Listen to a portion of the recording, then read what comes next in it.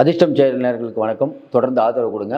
இன்றைக்கி இருக்கக்கூடிய சூழ்நிலையில் மோடி அரசு ஒரு புதிய உத்தரவு போட்டிருக்காங்க. அது நாடு முழுவதும் பெரிய பரபரப்பாக இருக்குது. காங்கிரஸ் பெரிய அளவுக்கு எதிர்ப்பு தெரிவிக்கிறது. என்னது? தனி மனிதனுக்கான சுதந்திரம் பிஜேபி என்னைக்கு வந்ததோ அன்னைக்கே பறிக்கப்பட்டு கொண்டு இருக்கிறது. இதனுடைய உச்சாணி கொம்பாக இப்போ நீங்கள் வச்சுருக்கீங்கல்ல உங்கள் வாட்ஸ்அப், ஃபேஸ்புக், இதெல்லாம் ஒன்றிய அரசு நினச்சா அதை நேரடியாக பார்க்க முடியும், பாஸ்வேர்டே இல்லாமல். நீங்கள் கேட்கலாம், என்னங்க நான் எந்த தப்பும் பண்ணலையே, அப்புறம் எப்படி என்னை பார்க்க முடியும்? ஃபேஸ்புக் பார்த்தாலும் பரவாயில்ல, ஃபேஸ்புக் பார்த்தாலே சிக்கல், வாட்ஸ்அப்லாம் எப்படிங்க பார்க்க முடியும்?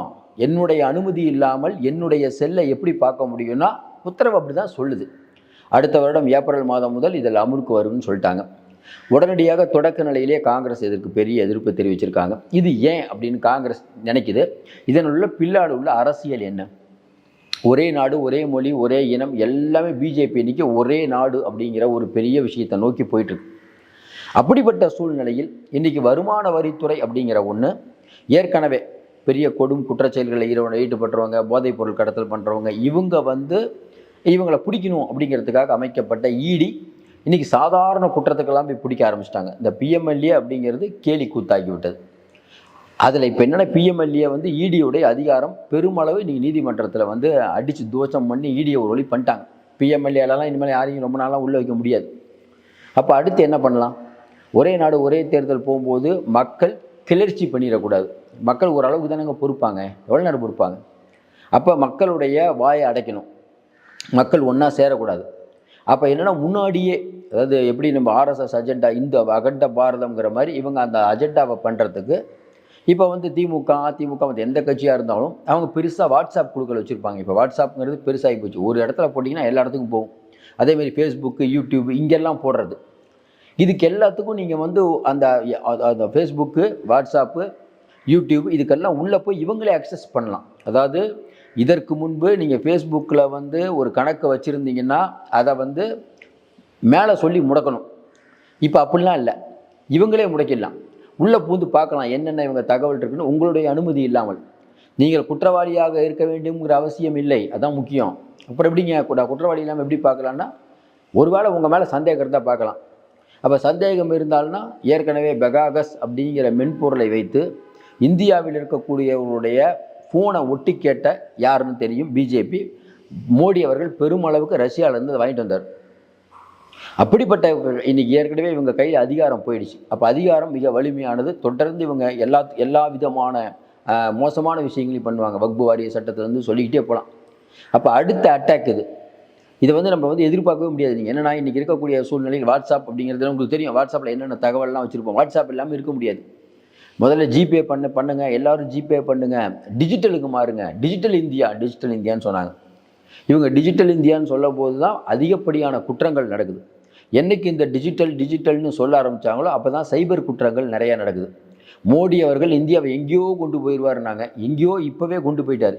இன்னும் கொஞ்ச நாள் இருந்தால் முடிச்சு கதைன்னு தான் சொல்லணும். யார் வந்தாலும் இந்தியாவை காப்பாற்ற முடியாதுங்கிற ரேஞ்சுக்கு போயிடுச்சு. அப்போ ஒவ்வொரு சட்டமும் இவர்கள் போடுவது யாருக்காக? இப்போ இந்த வாட்ஸ்அப் குழுக்களில் என்ன சந்தேகம்? இப்போ பீகார் தேர்தல் வருது, நிறைய தேர்தல் வருது. அங்கே இருக்கக்கூடிய லோக்கலில் இருக்கவங்க வாட்ஸ்அப் செய்தியில் அனுப்புவாங்க. ஏன்னா நம்ம இந்த மாதிரி பண்ண போகிறோம், இது பண்ண போகிறோம். இவங்க எல்லாத்தையும் இனிமேல் கண்காணிக்க முடியும்.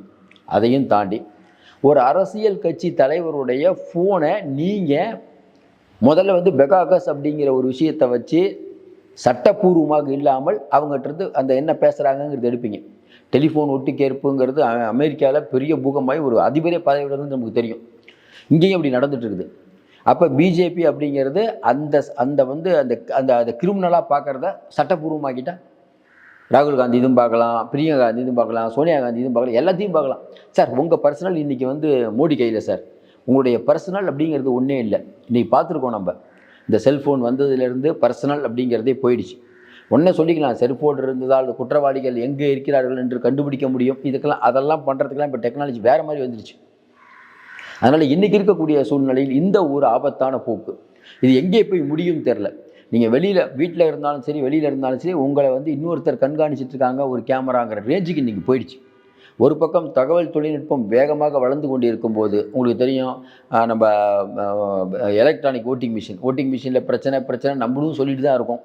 பெரும்பாலான மக்கள் நினைக்கிறாங்க அதெல்லாம் சூப்பராக இருக்குங்கிறாங்க, ஒன்றும் பண்ண முடியல. அது இருக்கிற வரைக்கும் மோடி தான் ஜெயிப்பாருங்கிறாங்க. மோடி இருக்கிற வரைக்கும் இந்த மாதிரி சட்டங்கள் வந்தே தீரும். அதை நீங்கள் ஒன்றுமே பண்ண முடியாது. நிதி கொடுக்க மாட்டேன்னா அவங்க தான் முடியும். எல்லாமே அவங்க முடிவு பண்ணது. முடிவு பண்ண வேண்டிய இடத்தில் அவர்கள் இருக்கிறார்கள். மக்கள் கேட்க வேண்டிய இடத்தில் இருக்கிறார்கள். நீங்கள் கேட்கலைனாலும் அது வந்தே தீரும். இப்போ இந்த வாட்ஸ்அப், ஃபேஸ்புக் இந்த வழக்கு மறுபடியும் உச்சநீதிமன்றத்துக்கு போகும். ஏன்னா உச்சநீதிமன்ற தலைமை நீதியரசர் அங்கே இருக்கக்கூடிய நீதிபதிகளுக்கே இது பிரச்சனை. ஏன்னா அவர்களுடைய தகவலும் விட்டு கொடுக்கணும். இன்றைக்கி ஒன்றும் இல்லைங்க. நீங்கள் இப்போ ஒருத்தட்ட ஒரு சில தகவலை சொல்கிறதுனா எப்படி பண்ணுவீங்க? ஃபோனில் சொல்லலாம், கரெக்டுங்களா? அதுலாம் வாட்ஸ்அப் அனுப்பலாம். ரொம்ப சீக்கிரட்டாக வாட்ஸ்அப்லாம் அனுப்பலாம். ஃபோனில் பண்ணால் கூட ஒட்டி கேட்பீங்கன்னு.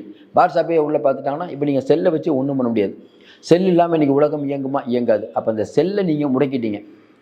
அப்போ இன்றைக்கி இருக்கக்கூடிய இப்போ அரசியல் கட்சி தலைவர்களுடைய ஃபோனெல்லாம் ஒட்டி கேட்க வேண்டியது, வாட்ஸ்அப்பை சேட்டிங்கை ஒட்டி கேட்க வேண்டியது அப்படிங்கிற போது என்ன நடக்குது? அப்போ எல்லாருடைய விவரங்களும் தெரியும். ஈஸியாக மோடி ஜெயிப்பதற்கான வேலை. இன்றைக்கி மோடி அரசாங்கம் அப்படிங்கிறது இது மட்டும் இல்லை. உங்களுக்கு தெரியும் போபஸ் வழக்கு. அந்த போபஸ் வழக்கு எப்பயோ முடிஞ்ச வழக்கை மறுபடியும் தூசு தட்டுறாங்க. அப்போ என்ன? நேரு குடும்பம் இருக்கக்கூடாது, அந்த குடும்பத்தை வளைக்கணும்.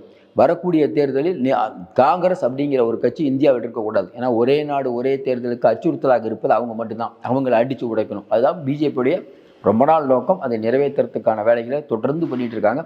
அதனுடைய முன்முயற்சி தான் இது. இன்றைக்கி இருக்கக்கூடிய சூழ்நிலையில் பாலியல் குற்றங்கள்லேருந்து நிறைய குற்றங்கள் எதனால் ஏற்படுகிறது? முக்கியமாக இந்த செல்ஃபோனில் பார்க்குற வீடியோ எவ்வளோ மோசமான, அதெல்லாம் தடை பண்ணுறதுக்கான ஐடியாலாம் இவங்க கொடுக்கறதில்ல.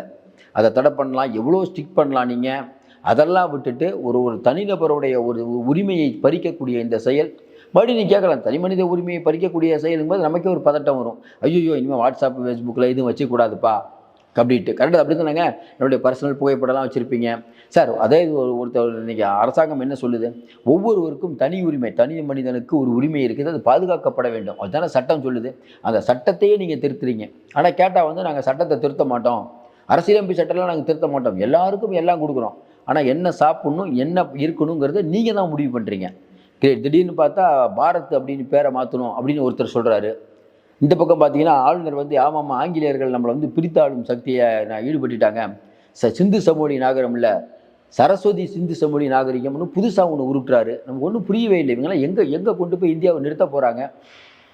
அப்போ இந்த வாட்ஸ்அப், ஃபேஸ்புக் அப்படிங்கிறது வந்து விட்டது. இனிமேல் நம்மள் தான் எச்சரிக்கையாக இருக்க வேண்டும். என்ன பண்ணணும்? வாட்ஸ்அப்பே பயன்படுத்தக்கூடாது, செல்லையும் பயன்படுத்தக்கூடாது. வேறு என்ன? செல்லு போனால் ஒட்டி கேட்பாங்க, வாட்ஸ்அப் இருந்தால் உள்ளே போய் பார்ப்பாங்க, ஃபேஸ்புக்கு கணக்கே ஓப்பன் பண்ணக்கூடாது. அப்போ என்ன தாங்க பண்ணணும்? ஒன்றுமே பண்ணக்கூடாது. கற்கால மனிதன் மாதிரி நம்ம போயிட வேண்டியதான். எதுவுமே பேசக்கூடாது. இனிமேல் என்னென்னா இன்னொருத்தர்கிட்ட பேசும்போது கூட சைகையில் தான் பேசணும். ஏன்னா அது நீங்கள் பேசினா அந்த ஆடியோ கூட எடுக்கிறதுக்கான ட்ரை பண்ணுவாங்க. உங்களுக்கு தெரியும் மனித மூளையில் அந்த சிப்பை வச்சு எலன் மஸ்க் அதெல்லாம் பண்ணுறாரு.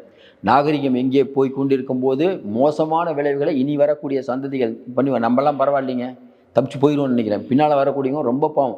தனி மனித அந்த சுதந்திரம்ங்கிறதே இனிமேல் இல்லாமல் போய்விடும். எங்கே போய் கொண்டிருக்கிறது நாடு? ஒரு பக்கம் டெக்னாலஜி பண்ண மோடி அதை வச்சு ஏகப்பட்ட வேலைகள் பண்ணிகிட்ருக்காரு. ஜிபேன்னு சொல்லி எல்லோரும் ஜிபே பண்ண சொன்னாங்க. அந்த ஜிபேக்கும் பணம் கட்டணுமா? இனிமேல் ஜிபே பண்ணிங்கன்னா அதுக்கு காசு பிடிப்பாங்க. எப்படி முதல்ல ஜியோ வரும்போது முதல்ல செல்லெல்லாம் இலவசமாக கொடுத்தாங்க தெரியுங்களா? ஃபஸ்ட்டு கொடுத்து உங்களை ஃபுல்லாக பேச வைக்க வேண்டியது, அதுக்கப்புறம் உங்களை அடிக்ட் ஆக்கிட வேண்டியது. இதுதான் இன்றைக்கி பிஜேபி அரசனுடைய ஒரு தந்திரம். இதை காங்கிரஸ் எப்பயும் போல எதிர்த்துருக்காங்க. மாநிலம் முழுக்க எதுக்க வேண்டும். இப்போ திடீர்னு பார்த்தீங்கன்னா அமர் பிரசாத் ரெட்டி அவரு ஒரு சவால் விட்டுருக்காரு. 1 கோடி கையெழுத்து நாங்கள் வாங்குவோம். எதுக்கு? மும்மொழிக்கான். அதாவது மும்மொழி மற்ற பிரச்சனையெல்லாம் தாண்டி இன்றைக்கி திமுக, அதிமுக 2 பேரும் இந்த விஷயத்தை பண்ணிகிட்டு இருக்காங்க. அதாவது அமர் பிரசாத் ரெட்டிலாம் சவால் விடுறாரு. அதுவும் இல்லாமல் பார்த்தீங்கன்னா பசங்க பள்ளிக்கூடத்துக்கு போயிட்டு இருக்காங்க. அவங்க என்னங்க தெரியும்? மும்மொழி கொள்கை இதெல்லாம் பெருசாக தெரியுமா? நீங்களே கொஞ்சம் அவங்களெல்லாம் பிடிச்சி கையெழுத்து போடு. உங்களுடைய இறக்கு 1 கோடி அப்படின்னா வாலண்டியராக எல்லாத்தையும் யார் பண்ணாலும் தப்பு தான். அது இதை எப்படி தமிழக அரசு சும்மா ஒரு அறிக்கை மட்டும் விட்டுட்டு இருக்கக்கூடாதுங்க. யாராவது பண்ணால் வெளுத்து உண்ணும். இதே மாதிரி தான் ஒரு தடவை நோட்டீஸ் கொடுக்குறாங்கிற போர்வையில் அவங்க பசங்க நாட்டெலாம் பிஜேபி இதே மாதிரி தான் இதே வேலையாக பண்ணுறாங்க. இதை யார் தடுப்பது? ஏன்னா சென்ட்ரல் அவங்க இருக்குது. திடீர்னு பார்த்தா ரெய்டு விட்றாங்க. இங்கே இருக்கக்கூடிய ஆட்சியாளர்கள் பயப்படுறாங்களா இல்லையா நமக்கு தெரியல. வெளிப்படையாக பிஜேபி மிரட்டி கொண்டு இருக்கிறது இந்தியா முழுக்க. இந்த இதுக்கு யார் தான் மணி கட்டுவார்கள் தெரியவில்லை. ஆனால் வாழ்க்கையில் ஒன்று தாங்க. நீங்கள் எவ்வளோ பெரிய ஆளாக இருக்கலாம். ஹிட்லருக்கு கடைசியாக என்னங்க நடந்தது? நீங்கள் நினைக்கலாம் மோடி எங்கேயோ போயிட்டாருன்னு. பார்ப்போம். காலம் இருக்கிறது. எல்லா நாளும் எல்லா நேரமும் எல்லாருக்கும் சாதகமாக இருக்காதுங்க. பிஜேபிங்கிற ஒரு கட்சி நம்ம கொஞ்ச நாள் கழிச்சு படிப்போம் பாருங்கள். பிஜேபின்னு ஒரு கட்சி பெருசாக இருந்ததுப்பா. எங்கப்பா அந்த கட்சி? மொத்தமே நாடாளுமன்றத்தில் 4 MP தான் இருக்காங்களே. நீங்கள் எழுதி வச்சுக்கோங்க. இந்த நடக்குமானா கண்டிப்பாக நடக்கும். உலகம் ஒரு வட்டம். முதல்ல காங்கிரஸ் எப்படி இருந்தது, எந்த ரேஞ்சில் இருந்த காங்கிரஸ் எங்கே வந்தது, பிஜேபி மட்டும் பாரத் மாதா கே ஜெயன்ட்டு நீங்கள் பண்ணுற அநியாயத்துக்கெல்லாம் நாட்டு மக்கள் பொறுப்பாங்கன்னு நினைக்கிறீங்களா? இன்றைக்கி இந்தியாவை குட்டிச்சுவர் ஆக்கி வச்சிருக்கீங்க. சாம்பலில் பிரச்சனை, இன்னும் 10 மசூதியை வந்து நாங்கள் லிங்கம் தேடுறோம் ஊர் ஃபுல்லாக கிளம்பிட்டு இருக்கீங்க. இங்கேருந்து அண்ணாமலையிலேருந்து அமித்ஷா வரைக்கும் விஷபத்தனமான பேச்சு பேசிட்டீங்க. தமிழ்நாட்டில் உங்களை மக்கள் அடித்து வரட்டி ஒரு சீட்டு கூட கொடுக்கல, இன்னுமே கொடுக்க மாட்டாங்க. எழுதி வச்சுக்கோங்க. பிஜேபி கூட யார் போனாலும், அதனால தான் பிஜேபி கூட யார் போனாலும் நம்ம கோவப்படுறோம். தமிழகத்துக்கு மட்டுமில்லை, இந்தியாவுக்கு ஆபத்தான கட்சி பிஜேபி. என்ன ஒன்று, இங்கே இருக்கக்கூடிய அரசியல்வாதிகளாம் கொஞ்சம் ஊழல்லாம் பண்ணிடுறாங்க. அதனால் அவங்க அதை வச்சு மிரட்டிட்டு இருக்காங்க. மிரட்டல் உருட்டெல்லாம் ரொம்ப நாளைக்கு எடுபடாதுங்க. கண்டிப்பாக ஒரு மாற்றம் வரும். மீண்டும் சந்திப்போம். நன்றி, வணக்கம்.